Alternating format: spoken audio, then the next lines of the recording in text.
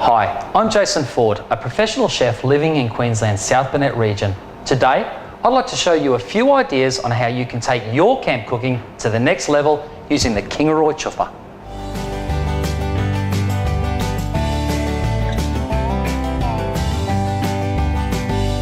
I'm here in some beautiful bushland near Kingaroy. I'm here with a great bunch of friends and I'm about to cook them a 3-course meal. So let's get started on some preparation.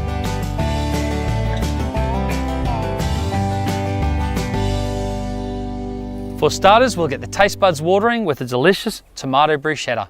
I've got my choofer heated up, ready to go. I'll slice some Turkish bread and cut some fresh tomatoes, and in a minute I'll show you how to toast some bread on the choofer's handy steel mesh.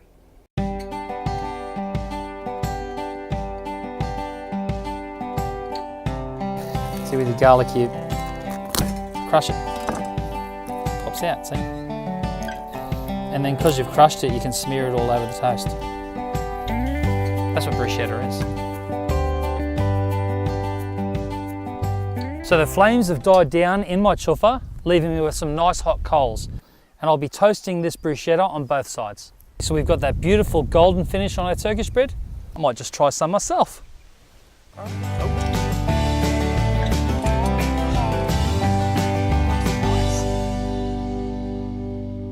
When it comes to camp cooking, you can't beat a delicious roast lamb.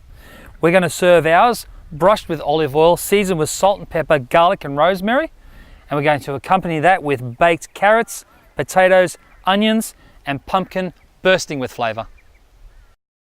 The most important thing about the Kingaroy Choofer is you can cook anything on here, from pizza to pastries or 3 different meals at the same time if you wish. Okay, so I've made some incisions in my lamb leg, just enough to push in some whole garlic cloves. They'll cook out gently and become nice and flavoursome. I've also got some fresh rosemary sprigs which I can push in beside there. They'll add some aromatics. And they'll flavour the entire lamb. We'll drizzle on some extra virgin olive oil. I'm pre-boiling some Desiree potatoes, which we're going to roast in our choofer later on. One of the things I love about the choofer is you can use heat beads or charcoal, which is so much better for heat control. And you can't beat the optional temperature gauge for accuracy in your cooking. I've ran the adjustable bars through the choofer, and now I can get my roast lamb on the go. I've laid some carrots in the bottom of the camp oven and put my leg of lamb on top. Now it's ready to go into the choofer. So shortly after the roast goes into the choofer, we can place our vegetables straight on top of the lid of our camp oven, and they'll cook for about an hour, and at the same time our roast will be ready.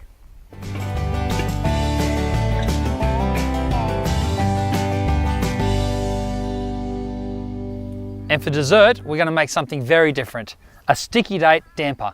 For that, we're going to use some chopped fresh dates, and we'll be finishing that off with some gooey butterscotch sauce. And just some little tips for your damper.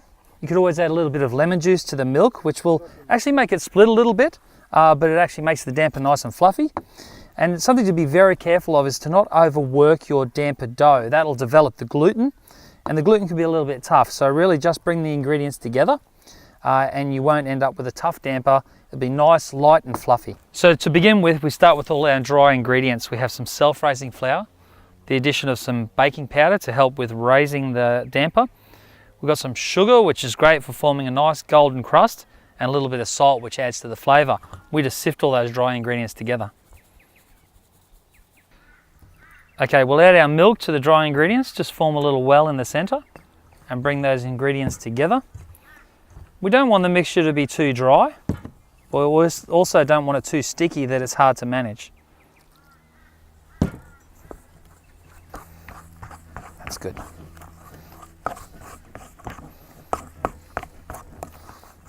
All right.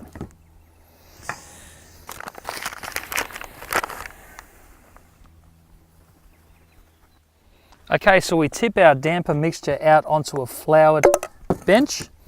We just start pushing that into the floured bench, rolling and folding it, and just kneading it very gently.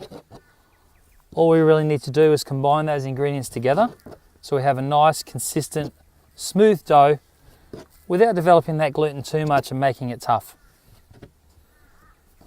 And once that's all come together, this is where I'm going to sprinkle on my dates and just incorporate a few dates into that.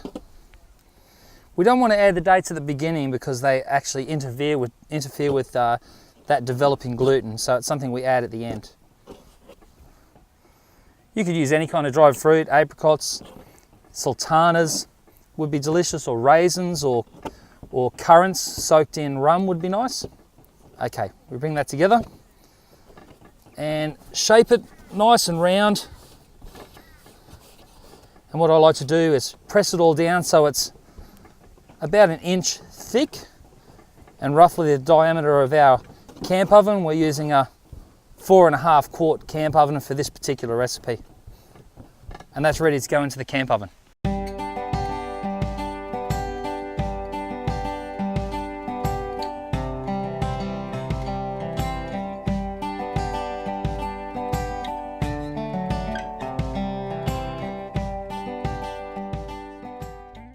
And while all that's been going on, look what we have here. Some delicious vegetables and Desiree potatoes roasted and ready.